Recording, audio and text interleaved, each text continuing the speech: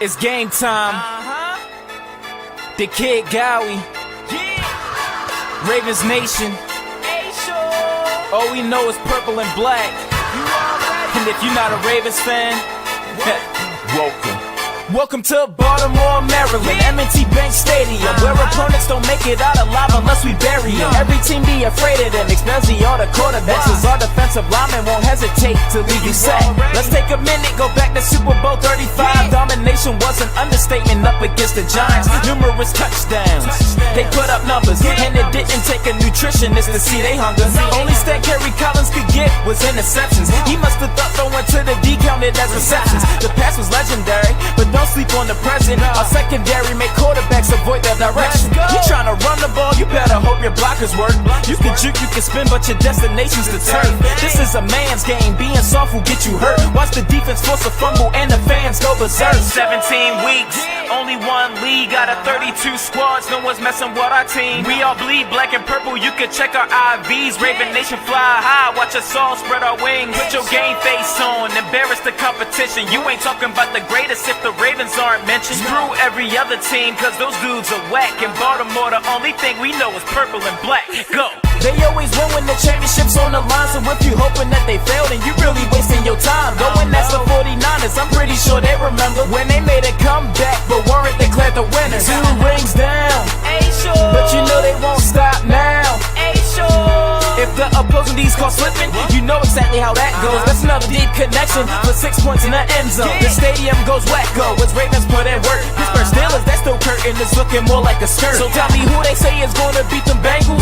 Who used to be the Browns until they relocated? Ravens, they are one of the greatest. There's simply no denying it. To beat them, bringing your A game's a requirement. With the youth of the team, I bet they still be dominating, even after the greatest linebacker's retirement. 17 weeks, only one league out of 32 squads. No one's messing with our team. We all bleed black and purple, you can check our IVs. Raven Nation fly high, watch us all spread our wings. Put your game face on, embarrass the competition. You ain't talking about the greatest if the Ravens aren't mentioned. Screw every other team, cause those dudes are whack. In Baltimore, the only thing we know is purple and black. Go!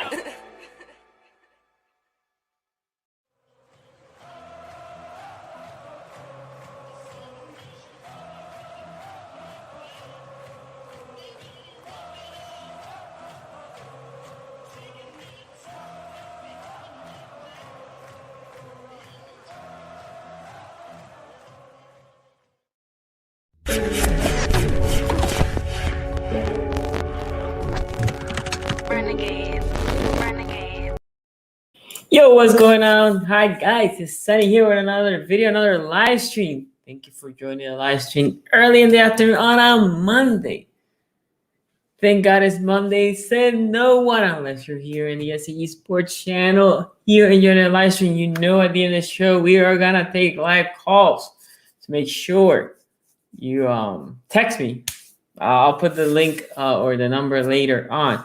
By the way, tomorrow, AFC North is back. It's going to be a fun one, guys. We took the month of February off. So, you know, come join me. Come join Quincy. Come join Ace Boogie and Tony. That's tomorrow, 5:45 p.m. Eastern. Make sure to be there. Anyway, shout out to everybody that is here. I see a lot of you here early today. Andrew, Terrence, Bruno, seeing Raving, Asmodeus, Lunch Break, Calvin, Rico, and Jay Will. And hopefully I didn't miss anybody else. But if I did, my bad. Thank you from the bottom of my heart that you are here joining me today. Okay, let's talk here a couple of things. Because let's talk. Well, you know what? I'm gonna talk free agency last. Let's talk about the Orlando Brown Jr. situation. Orlando Brown Jr. I think Hensley put up a tweet today saying that Orlando Brown, his camp, is seeking the trade partner, and you know he wants to play for a team that is only left tackle, which is fine. I think the Ravens need to trade Orlando Brown Jr. in the next 2 weeks. I cannot see them waiting to the draft. I want them to have these picks way before the draft so they know what to target and at what moment. Asmodeus, thank you for that donation. Chicken McNuggets, man. I love some chicken McNuggets. I'm not gonna lie. And those I can find in the UK. That's always good, right? Because I will say this: I miss Chick-fil-A. I do miss Chick-fil-A. I cannot find a Chick-fil-A here. Do you see JJ signed with Arizona? Yes, please. Ravens one. Remind me that as we were winding this couple of topics before, because that's part of the conversation on the free agency talk. So Orlando Brown Jr. Look, the reality is, I think Eric DaCosta, and I put a video what I think about the job that Eric DaCosta it has done. I think at minimum he should be getting a first and something else. First and a third, first and a fourth, depending, right? Obviously, if it is a top 10 first, I can see it being a top 10 pick and maybe a fifth, right? So, but if it is what I think is between 15 and 20 something, that range for OBJ, for Orlando Brown Jr., then probably like a third, like a late third, mid first, right? And I think that's a good value, a good trade, right? We basically are saying here's a third, meaning Orlando Brown was a late third. Give me that third, and here's a first, and I think that will be great value. Anyway, think about that. I think if we have that trade now on free agency, we can go and say, okay, let's try to see if we can get a veteran tackle to put in the right side. Then you get Stanley, you get the veteran tackle, and then in the draft, if it falls there, you can get that guy to be behind the veteran tackle. If the rookie beats him, so be it. But if it doesn't, don't panic because you had the veteran tackle, right?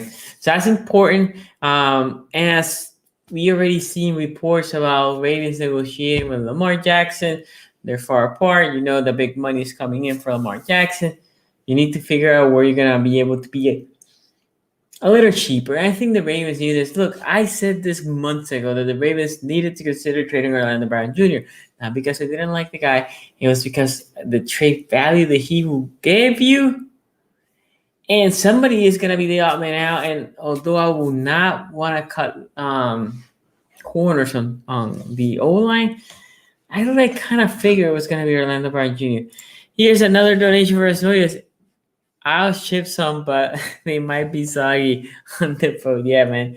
It takes about 2 to 3 weeks, even if you do priority to get stuff over here. So, saying that, we'll see. Like I said, I think the next 2 weeks will tell us a lot on the Orlando Brown Jr. Now, let me talk about this, because this is, if you see my little, prompter there that I put talking free agency, Orlando Brown Jr., Dez Bryant T situation, and I combined them because as I was talking in Twitter has me believing that Dez Bryant is the next coming of wide receivers in the league. Like literally, I'm talking to people. It's like, no, but Dez. I'm like, you realize Dez was out of the league for 2 years. Anybody could sign him. And I'm not saying that he played trash for us. That's not my point. But Baltimore fans, you're talking about Dez Bryant like he's D-Hop. I know our expectation for a wide receiver is low, and tomorrow I'm going to be talking about this in the AFC North talk, but we need to take a chill pill and think about if this dude has a pulse with a wide receiver position attached to it, and it's quasi good and had a good career at some point, we're like, oh my God, this is going to be a problem. Dez Bryant looks good in workout videos. I'll give you that. He looks amazing in workout videos. When he was on the field, he was okay. He, in my opinion, at this point in his career, he's a good 4th to 5th option, which is essentially what he was for us. So I'm not knocking him, and he played decent for us. What we were talking about on Twitter, look at this. I'm like, yo, chill. Dez is leaving. Oh my God, this is why. No, whoa. Willie Snead is more important than Dez Bryant by far in this offense. Willie Snead was more impactful than Dez in this offense. So, no, Dez Bryant is an okay receiver at this in this moment in his career. I'm not trying to say that he's not great, but the fact that people mention to me as he is Sonny, but no, Dez Bryant's here. Sorry about that. Dez Bryant's here, man. He is the X factor, right? Throw that X. Look, that storyline is great. It is great, and I like it. And I like the dude's fiery, right? But no, Dez Bryant cannot make or break your team. No, Dez Bryant don't make a dent in your team, right? You have your receivers. Now, do we need a Dez Bryant-like receiver, younger, going to his prime of his career? Yes. That is the receiver we need. We don't need another Hollywood. We don't need another Boykins. We need that type of receiver that can go get the ball, can fight for the ball, can be the 50-50 guy, can be that traffic guy, strong hands, snatch it out of the... We need that dude. Is Dez Bryant that dude? No. Not now. He was. Not now. No. And hearing Ravens fans talking about receivers like that is so frustrating, because what it seems to me is you hear the name. I'm going to make a quick analogy here. For those that follow NBA, you have Griffin from Detroit right now, trademark, and you see fans like, oh my God, let's bring Blake Griffin. It's the idea in those first 5 years in the league where he was somewhat good. Well, he was an all-star, like this was a Pro Bowl. And people are like, oh, we need to step back, take a look. He ain't that guy anymore. And like that, we're going to keep seeing receivers. Because right now, if a receiver gets cut, you check, it has a pulse. It says wide receiver. Every Raven fan like, we need to get him. We need to get him. We need to. No, that's not what we do. Okay, then I put tight end situation because, as you know, I put a video out for my guy, Pat Freermuth. I always butcher his last name. I said in the video that I was going to call him Pat.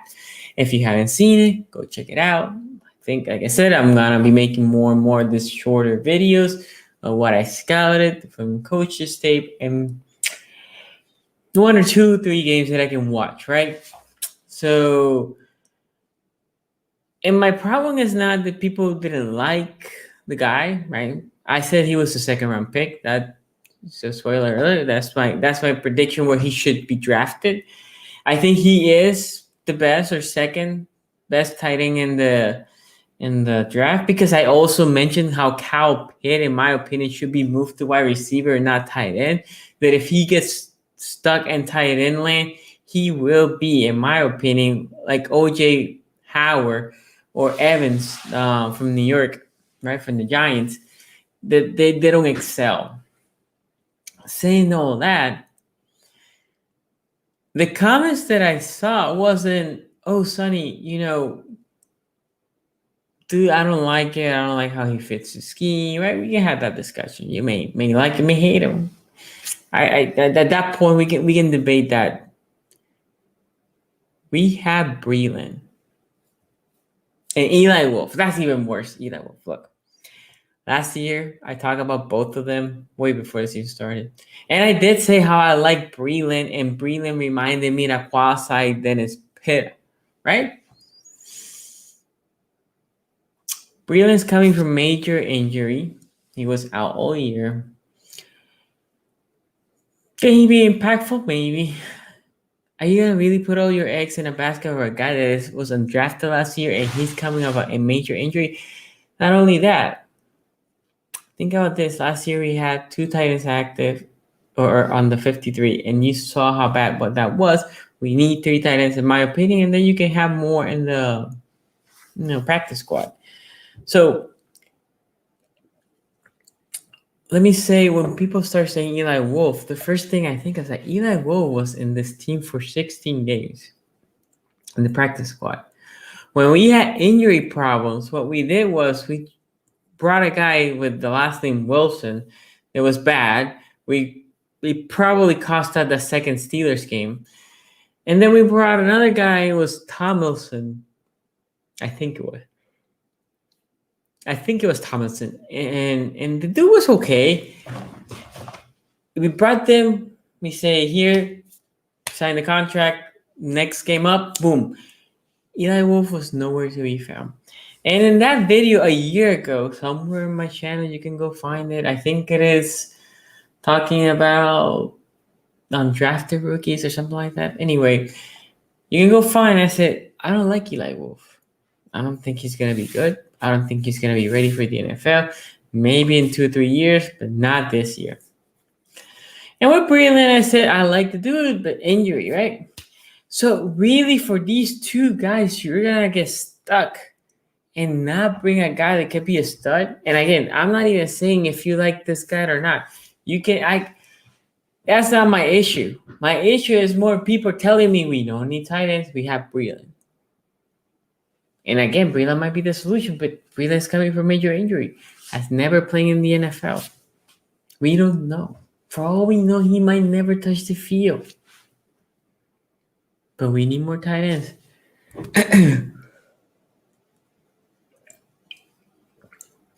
Yeah, again, Thomas Morgan, I agree. Great, fine. What I was saying more was, how are you, as a Ravens fan, looking at Breland and Eli Wolf and saying, oh, there's my solution? Where Eli Wolf was here all year, he wasn't even close. Let me see a couple of comments here.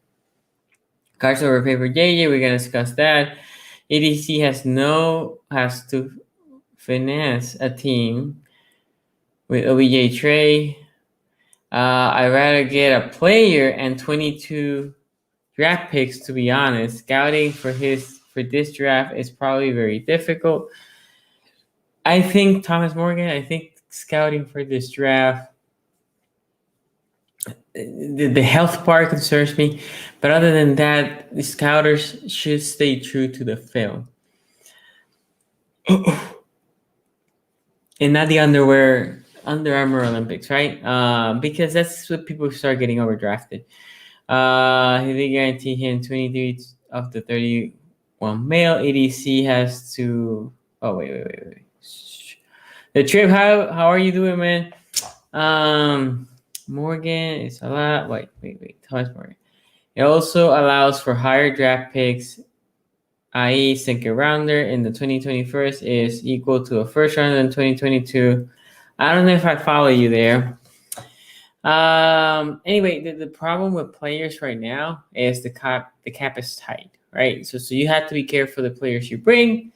So, and then here's the comments says Kyle Pitt fits in the mold of a Darren Waller, but we talk about Waller as a top 5 tight end, but not OJ Howard, Evan Ingram. Why do you think? Let me put it here. Thank you, Bruno. Why don't you think Pitt will flourish like Waller at tight end? First of all, I think one of the reasons Waller flourished is you saw how long that took Waller, just a journey, right? Waller is in a point in his career where he's a little bit more mature. He knows how to use his body. And he's still more of a receiver than a tight end. He's just a receiver, just lines tight. Think about your top 3 tight ends. The dude from San Francisco, I'm blanking his name, Kelsey. Let's talk about those two, because I don't know who to put in 3. Blocking and great receiving tight ends, right? And the reality is, the problem that you have with a guy like Kittle, that's the guy from San Francisco, is because he's inline blocking. Now you don't know if he's going to stay blocking or not. So if he stays blocking and you overcommitted resources, oh man, now I have too many people in the line for no reason. Now if he sells like he's blocking and release, oh, now I'm out of position, right? So there is a train of thought. In the case of Kyle Pitt, dude is an amazing catcher of the football.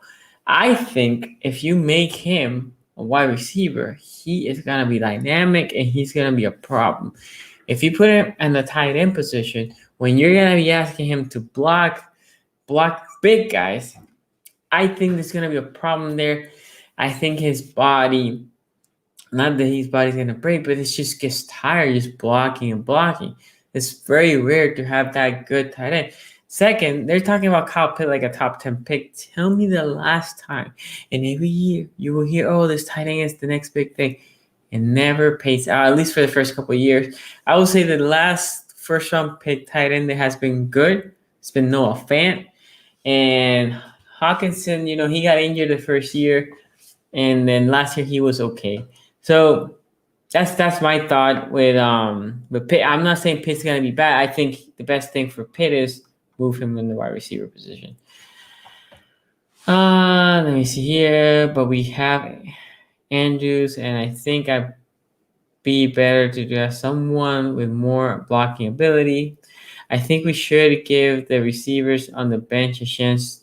And how about Deion Kane? I can't put right now 2 and 2 who Deion Kane is. I'm not drafting a tight end in the first 4 rounds. Okay. We're signing a free agent. We have 4 under contract. Andrews will be re-signed. Yeah. Again, you have Andrews, and then you have Boyle coming out of a major knee surgery, and then you have 2 very unproven tight ends. And this is an offense that at least is a 2 tight end set, to move the flow. So Jimmy, I think we need at least one more that is a reliable tight end. I wouldn't be surprised if the Ravens draft Pat Freiermuth or Jordan in the second or third round. O.J. Howard was playing great in 2020 before he got injured. It's fair. O.J. Howard's in what, year 4 or 5? I think it's pronounced Pat Freiermuth. Not sure. Your schedule is number 3 for me. Who's your 1 and 2, Asana? Yeah. Thank you for that trip. I'm horrible pronunciation. I can barely pronounce my own name, so I apologize to my dude. I like how he plays, and if you want to see my thoughts, go check that video and make sure you leave a comment now before we keep going. There you go. If you want to be in the show, text. Don't call. Please text to that number, 443-292-2337. 443-292-2337. Let's talk about free agency. JJ Watt, did he get overpaid? Depends on his production, but in general, yes. I think the Cardinals were like, look at what a good D-line does. If we keep putting a good D-line, we should beat Seattle, right? I think that's their next step. The Rams got a little bit better, and then you have San Francisco coming back healthier. So, right? So right now Arizona's there, like we are 3rd to 4th. Let's keep bolstering our D-line up.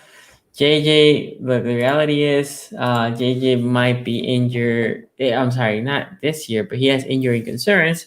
So 15 and a half, I think it was, per year. It feels like a lot. But free agency is all about getting paid. So how do you talk to me about Von Miller? The reality is with Von Miller, this is going to get overpaid too. Most of those free agents get overpaid. Most of them. Okay, so we'll see somebody that we can bring. Give me a second.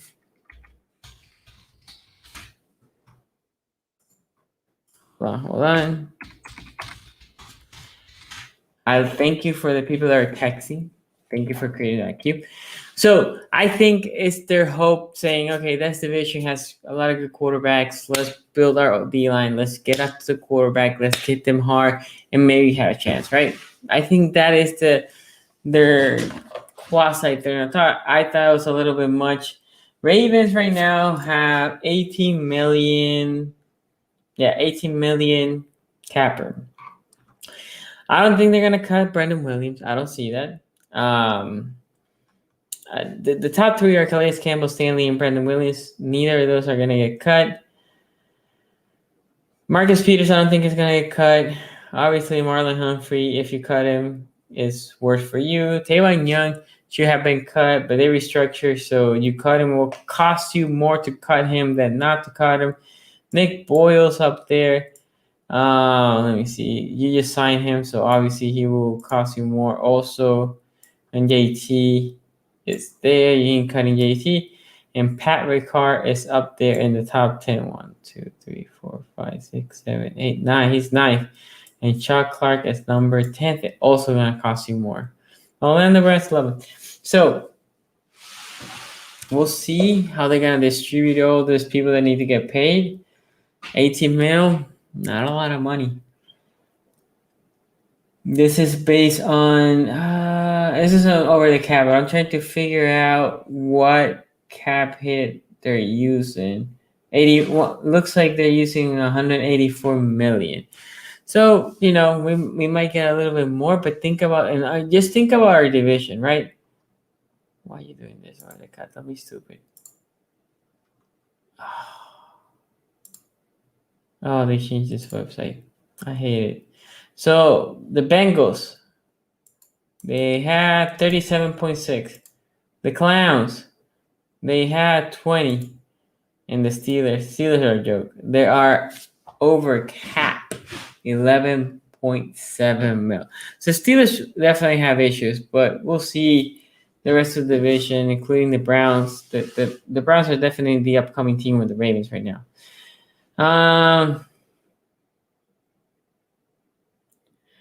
Yes, Jimmy Dean, that's right. They 18 mil is the cap room, but you need to leave around 4 to 5 for draft picks. Okay. Let me start here with some callers. Hopefully, I had to restart my computer.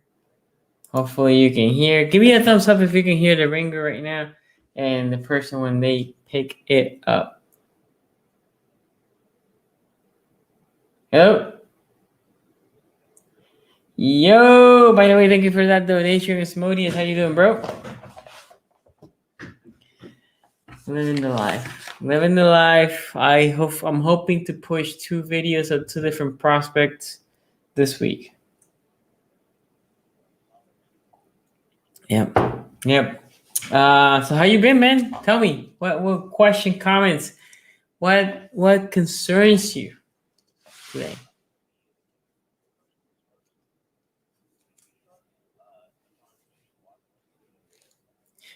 I just touched on it. But no, tell me what's your comment.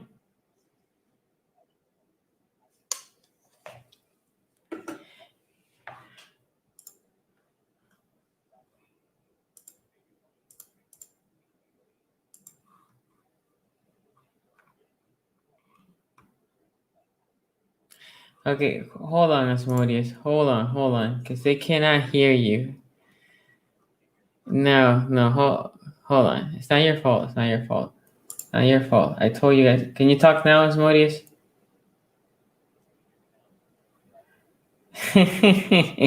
No. Hold on. Sorry, guys. You see, when you do live like this, let me see the audio. What's going on? Speakers. Oh, I see why.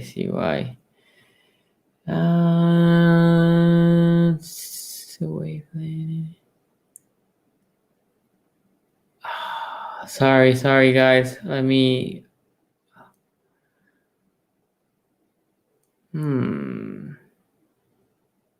Hopefully this is it. Okay, try talking now. Okay, I can hear you. Hopefully they can hear you. Guys, if you can hear him, give it a thumbs up. If not, give it a thumbs down, and then I'll keep playing with this shit until I figure it out. This pissed me off. Anyway, keep going, man. Sorry about that.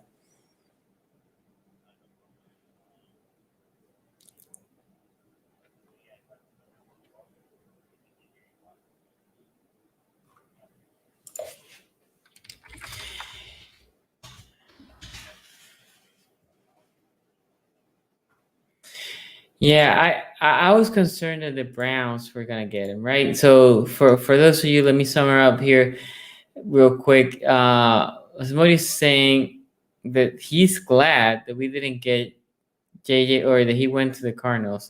That's what you're saying. So that way, we didn't, we weren't tempted, is the word used, right?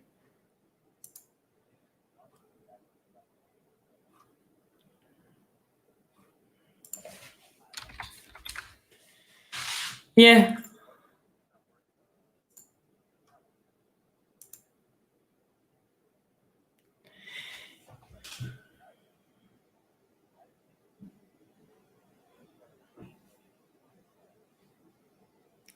Seven or eight. Yeah, I think he was gonna.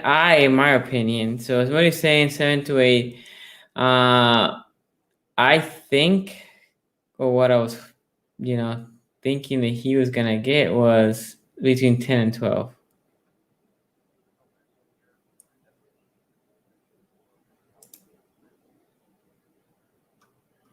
Yeah, I go ahead. Sorry. No, I was saying that I think 10 and 12, and then that's also the price that I think for Von Miller.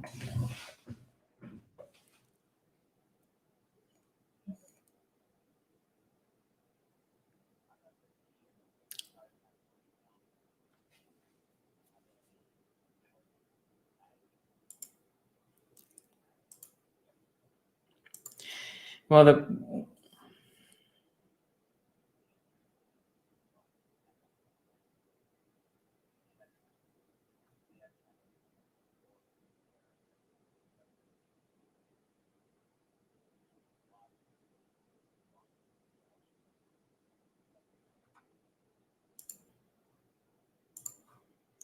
yeah. So the big thing is the teams that have money, this is their year to spend, because the teams that don't have money, they won't be able to spend because it's gonna be hard.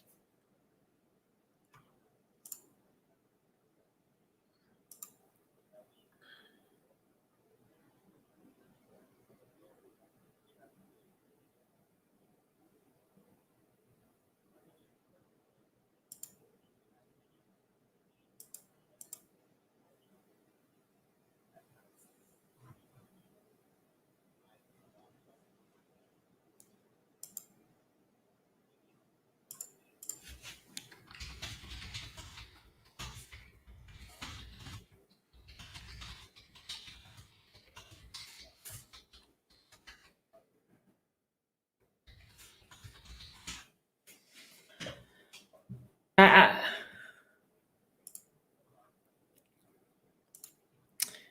yeah, I mean, I got it. I just think we need players, the sooner the better, right? Because we're gonna start paying all these players. The cap, I don't know how quick will go up. So it's just, I don't know, man. It will be, put it like this: in 2 years, you need all these rookies to be producing, and if you cannot get these rookies if you cannot trade them or get them to play, and rookies usually take a year or two before they can be really active, then when you pay all these players, you don't have enough money to retain other free agents. And then that's when, if you don't have those players coming in and playing starting roles, that's when your team is going to be deficient. That's why I think those players should be here as sooner the better. I'm having problems with audio, so I'm gonna let you go. Anyway, thank you for the call, bro. My bad. You too. Okay, guys. So I don't know what's going on here. I'll fix this. I'll promise I'll have it fixed by next week. And next week we're gonna be a week from free agency. So my bad. I know I had a couple others there wanted to call. So if I texted you saying, hey, you're also in the queue, my bad. Make sure next week I'll be here. You can call in. As I fix my digital mixer, I'm not sure what the problem is, and I don't think it's fair for you guys to be there listening to a blank screen, or no, watching a non-audio stream. So my bad, Asmodios. What Asmodio was saying, he brought for points on JJ Watt. One fear, and with this we can wrap up the one fear that I had is, do I love Allen Robinson? Yes. Do I love some of the other receivers that are going to be out there? Yes. The problem is, how much do you love these players? I love them to a certain cap. I don't want to go over that money. So you have to be careful to overpay. Overpay can cost you a lot. And the problem is not only overpaying. When you overpay, if you guarantee a lot of that money, that's the problem. That is the problem. And we had to make our the diligence. And EDC has to, strike. This is EDC up to now has had it, in my opinion, fairly easy. He had the quarterback on a cheap deal. He had a defense that was pretty good. Young and older players, a good balance. But now is when he's gonna see what Austin Newsom suffer for a couple of years. As soon as you pay that quarterback, right? And Lamar Jackson obviously looks like he's gonna give upwards of 40. And I said to you guys that that's gonna be a problem for us here in Baltimore. When you pay that quarterback that much, right? Getting to the playoffs becomes harder, because who are you gonna lose? A bunch of players. Now drafting becomes essential. That trade, that key guy. If you're gonna pay for someone in free agency, it has to be a hit. Because if it's not a hit, you feel it double. Because now I have no money. I have no money to go get anybody, right? So EDC, in my opinion, has had it easy. I know you guys think EDC is the next coming of Jesus right now, but now is when the rubber meets the road. Now is where being a GM is gonna be a little harder. We'll see if he's up to the task. Anyway, guys, tomorrow 5:45 p.m. Eastern, I'm gonna be here with the AFC North, not here, in the AFC North channel. Come swing by, should be fun. We're gonna talk free agency, just pure free agency. And sometimes we get derailed by the people in the super chat. So come join 5:45 p.m. Eastern time. Should be fun, guys. Thank you. I'm sorry that the phone lines didn't work today. I'll work on it. I promise on Monday it should be working. Thank you for watching. I'll see you next time. Peace out.